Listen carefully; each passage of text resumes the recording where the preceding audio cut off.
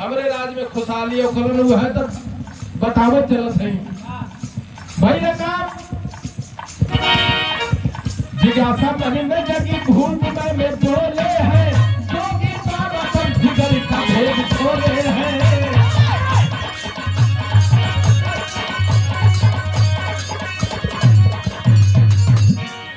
बाबा से जोगी बाबा यह कलन राजा जी हम जहां तक देख पाओ थे तोहरे पुण्य प्रताप से ये धरती पर तोरे राज में खुशहाली ना हो। राजा साहब सवाल करत हो जोगी बाबा से कलन की जहां तक हमके मालूम है हम अपने अंदर देख पावत है हम रोज 5 गो ब्राह्मणन के भोजन कराइला कि कमी का हो इशारा करत हो। राजा साहब पूछत चलत हो गीत लगल है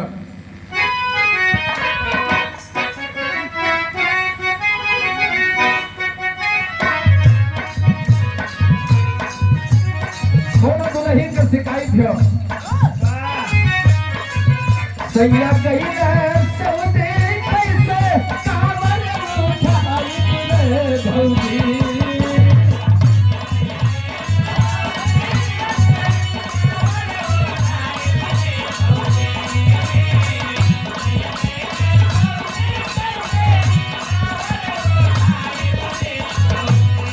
सैया कही है सौदे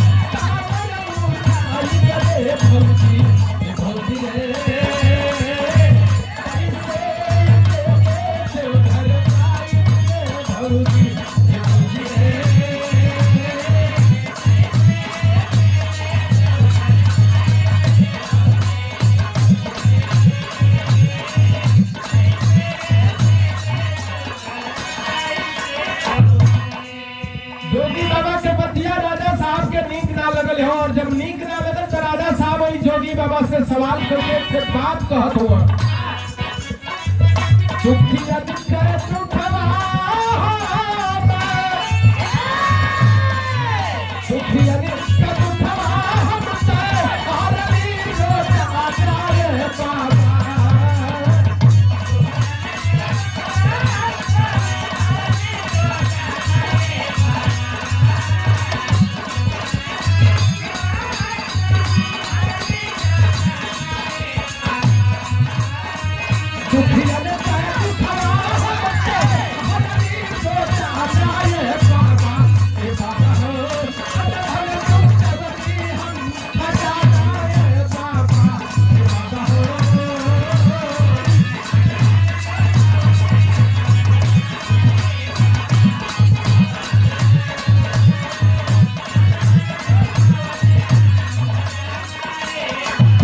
राजा साहब कहलन की है जोगी बाबा कोनो ऐसा चीज देखे जौने दीने हमारे दरवाजे पर हमारे दरबार से 2-4 गो भूखा भोजन करके ना जात होकर ये चला जाए अगर हमारे राज में कोई के साथ अन्याय भई तो हम कहीं का बतावत हुआ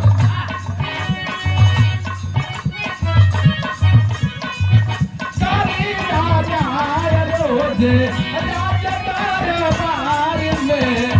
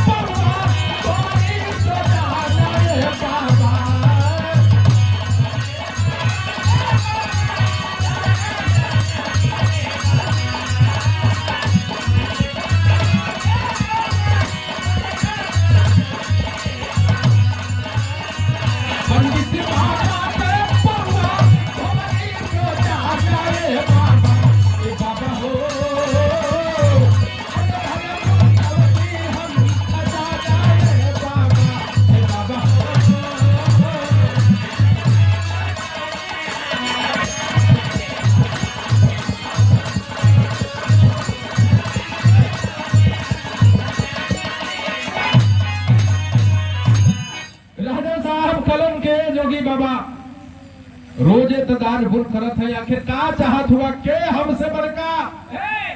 हमसे बड़का पुण्यात्मा धर्मात्मा पैदा हो गई, हमें के चल के तू ही दिखा दा। जब राजा साहब जोगी बाबा से कहलन है कि चल के वो धर्मात्मा के दिखा दा जे हमसे भी बड़का दानी हो और जेकरे पुण्य और प्रताप से हमारे राज में खुशहाली का माहौल है, चल के दिखा दा। जोगी बाबा दिखावे बदे चलत हुआ। राजा साहब के जब दिखावे बदे चलन है तो यहाँ गीत लगन हो।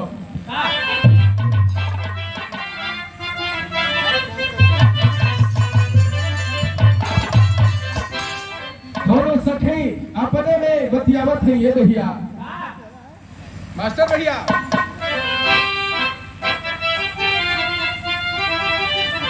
अरे सखी बरसल हो रहा अरे सखी बरसल बदरवा से मोती झुलनिया से रात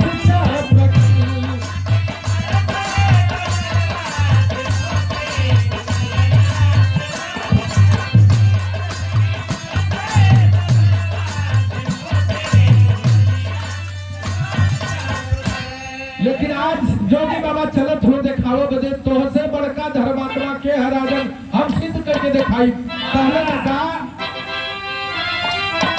अरे चल सागर दिखाई छोट नाला, चल सागर दिखाई छोट नाला सिंचाई राज राज सगरो।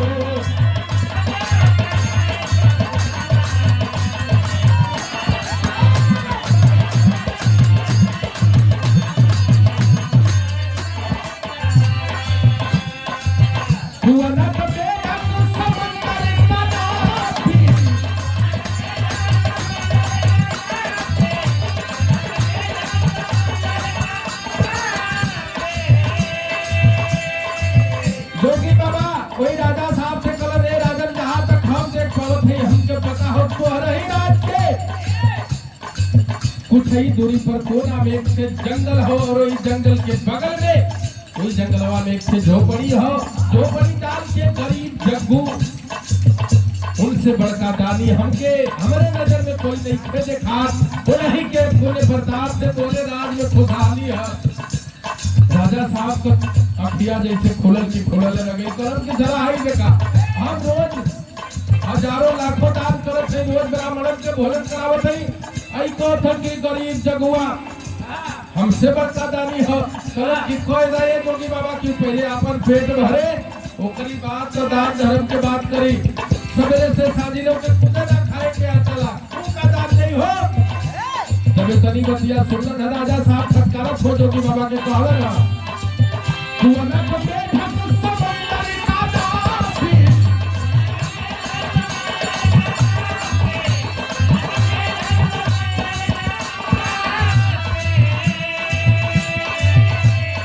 नंगा भी खतंगा परी का परतासी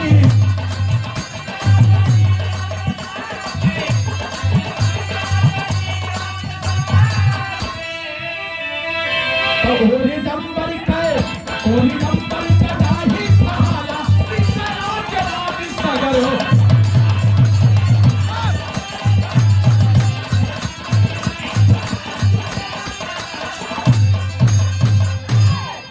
राजा साहब कलम किए जोगी बाबा अगर तो के रुपया पैसा धन दौलत चाहत होके लेला झूठे ताम जाम बनावत हुआ जौने जगुआ के बात करत हुआ।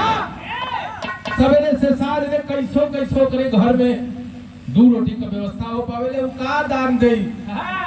कलन किए राजा साहब हम जात है गरीब जग्गू के पास वादा करा जवन दान वहां से लेके आई हमके ऊपर 3 गुना दान चाहिए तो उसे बहुत बड़का राजा हुआ ना।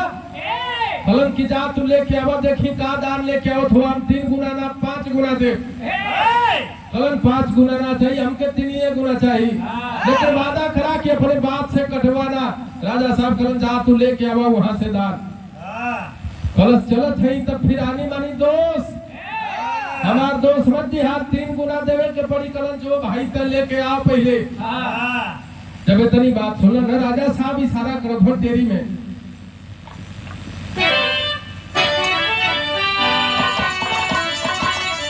अरे भैया और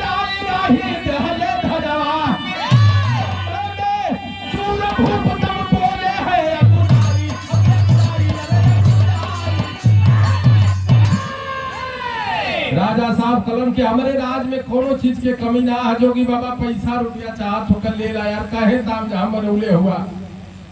इशारा करत हो, कहत हो का सरकार है मोर शासन बा, हमरे सूती बोले दे, अरे जईना डाल खुदारी से ई बात डर ही धो गए। बालन की पैसा रुपया चाहत होकर ले ला, कोनो चीज के कमी भगवान ना देले हुआ। अरे लेना डाल खुदारी से ई बात डर ही धो गए। सोना चांदी से रात भरल, सोना चांदी से रात भरल, तेरा बदन रात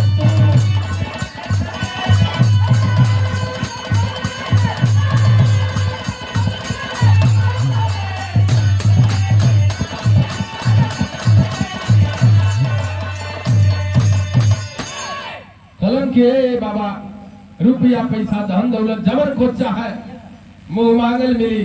जोगी बाबा कलन के हमके खोजना चाहिए, हम चाहते हैं वही गरीब जग्गू से दान लेके आवत है और हमें 3 गुना दान चाहिए।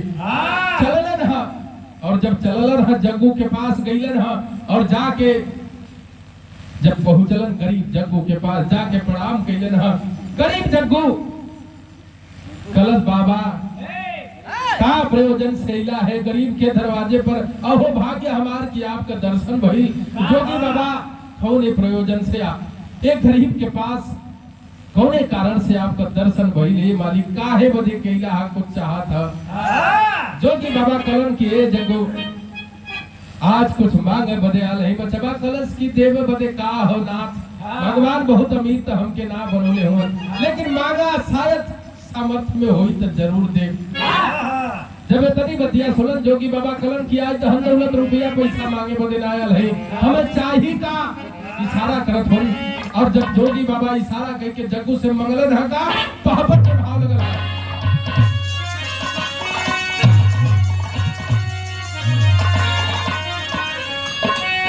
अरे पहुंचे बाबा कहीं जग्गू के भवनवा दरबार मांगला,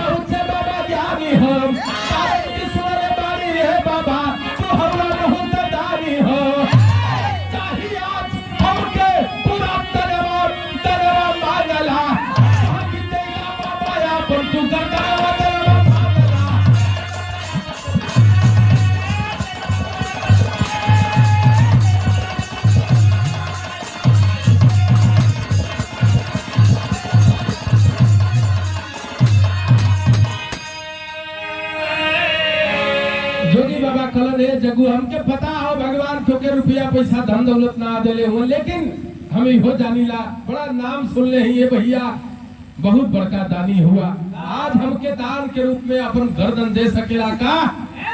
जब जग्गू इतनी बतिया सुनलन थोड़ी देर खातिर मौन हो गए, सोचे लगलन जौने दिन शादी हो जाले आधे उनका मालकिन मेहरारू हो जाले, अगर अपने मनवर से पूरा शरीरिया दान कर दे मलकिनिया अगर हट कर जाई अगर एतराज कर दे तो हमार दनवा देहल सफल ना होई। जैसन कि आप जाने ला कोनो भी पूजा पाठ कोनो अनुष्ठान होला तब पति और पत्नी दोनों लोग साथ में मिल करके पूजा अनुष्ठान करते हैं। बाबा सोचे लगलन अगर दनवा दे दे अपन गर्दनिया दे दे, दुल्हिया अगर नाराज हो जाई दनवा विफल हो जाई। घर के अंदर चला है और बाबा से कहलन कि बाबा अगर आपका आदेश होए मलकिनिया से तनी सा राय ले ली का। जब जोगी बाबा सुनन कर बिल्कुल ले सकते हैं, कोनो रोक नहीं थे। और जब चलन है घरे के अंदर गईलन दुल्ही से कलन के प्यारी आज एगो जोगी बाबा के पास में एक थे ये गरीब के पास दान मांगे बदे थे जोगी बाबा आयल हुआ और दान के रूप में उनके धन दौलत ना चाहता, जानत तू का चाहता, कलन का चाहता स्वामी, कलन की आज दान के रूप में गर्दन मांगत हुआ। कलश की अगर तुम्हारे दान देहले से अगर ये राज में अमन चैन कायम हो सकत है तो देरी कौने बात के हो। जब इतनी बतिया सुनन जग्गू दानी पूरा असमंजस दूर भई।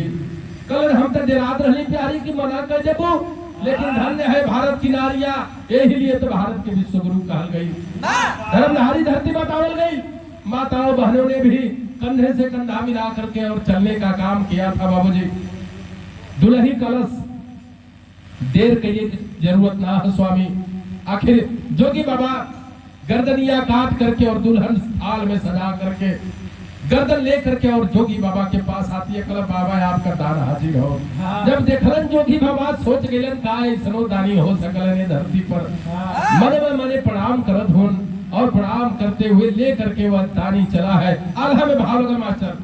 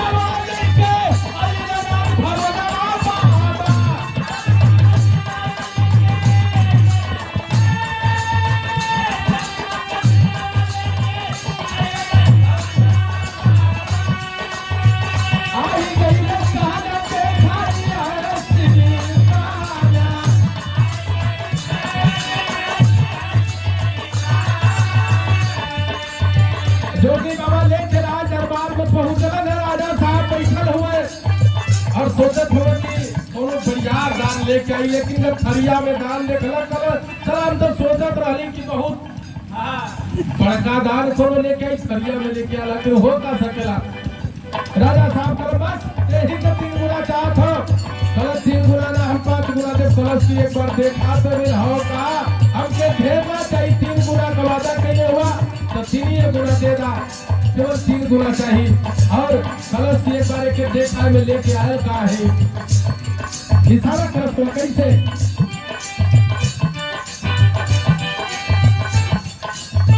ढेर नहीं चाहिए हमके 3 गुना चाहिए।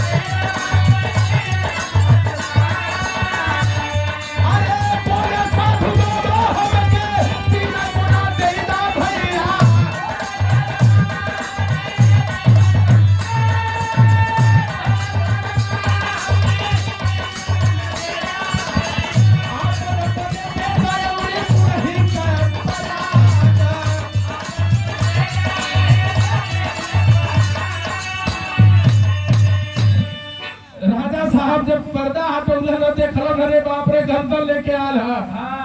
2 कदम पीछे हट गईले। राजा साहब देखत हो साला ये हो का, कलन की अब देखा ढेर ना चाहिए 3 गुना चाहिए। कलन की 3 गुना अभी सोचत हो कि 3 गुना का मांगिए भाई।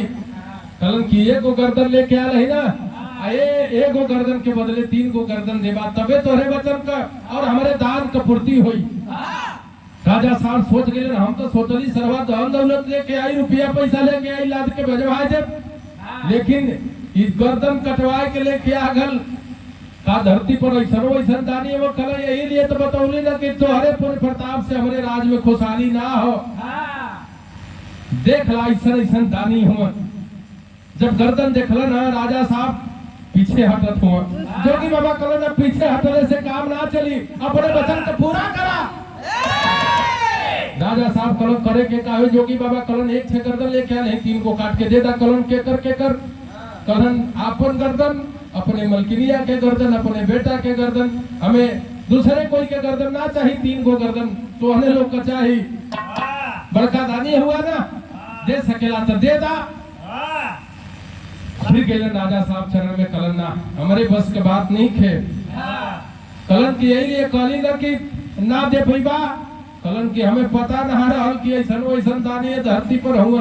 राजा साहब गिर गए जोगी के चरण में और गिर करके क्षमा याचना करने लगे। कलन की बाबा जोगी बाबा कलन की हम तो तोके सच्चाई से पर्दा हटाओ चाहते, तो के घमंड डाला ना कि हम सबसे बड़का दानी है। देख ला ऐसा वैसा दानी हुआ और हम बताइए अगर धरती पर अगर सच्चा आदमी हो तो जरूरी ना हो बहुत धनवान हुई तब दान धर्म करी। गरीब आदमी भी दान कह सकेला, बस दिल होकर के चाहिए। आखिरी लाइन में भाव राजा साहब एक काम कैलन।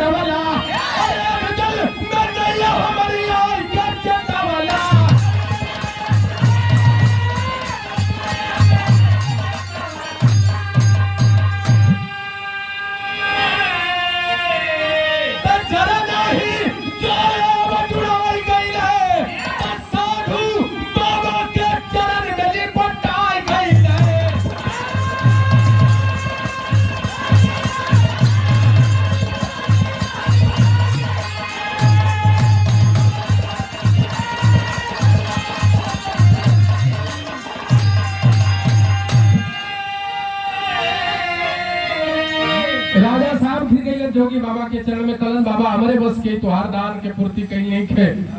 जोगी बाबा कलन हमके चाहतो ना, हम तो बस ई तोके देखावल चाहत रही है। तोरे अखिया पर जवन अहंकार वाला पर्दा लगल है ना, तोके घमंड वाला कि हम सबसे बड़का दानी है, वही सच्चाई से पर्दा हटावल चाहत रही। हमके तोरे गर्दन के भूख नहीं के।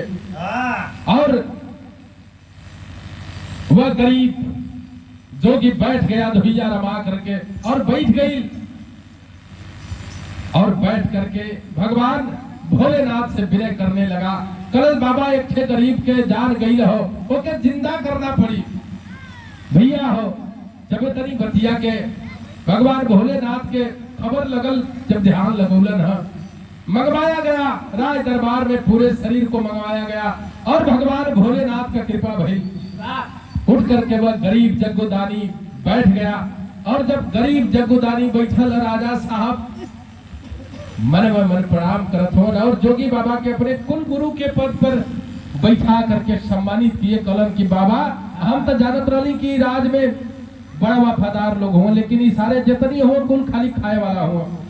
ये सोच आज हमें धोखा देत रहा, सच्चाई बतावे वाला कोई ना रहल। बाबा सच्चाई आप बतौला, आज से आप हमारे कुल पुरोहित के रूप में पूजेबा, हमारे राज दरबार में तोके सम्मान लेहल जाई। कुल पुरोहित के रूप में बैठा दिया और बतावल गई रे भैया जवन जोगी बाबा वो जग्गुदानी के जिंदा कैले रहलन है। गुरु गोरखनाथ का शिष्य रहलन जेकर नाम बतावल गई बाला जोगी। जे भैया नाथ पंथ के आगे बढ़ावल और आज तक मला अब का कहल था जोगी बाबा बैठल हुआ राजकाज चलावत हो, चलते बाद जैसे चलत था ठीक है चलेगा। आखिरी लाइन में भाव है